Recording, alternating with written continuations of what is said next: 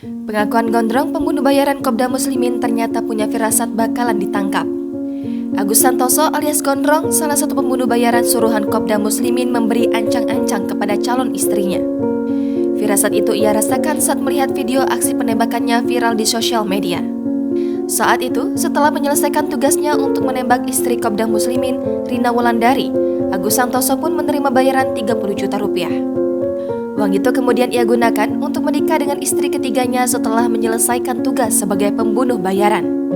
Sebelum menikah dengan istri ketiganya itu, video aksi mereka viral di sosial media.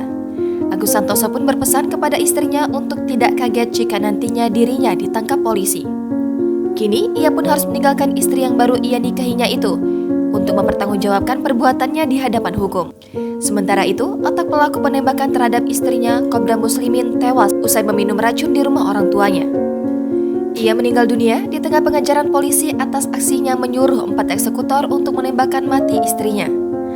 Kopda Muslimin menjanjikan uang ratusan juta rupiah hingga mobil Yaris jika sang istri meninggal dunia.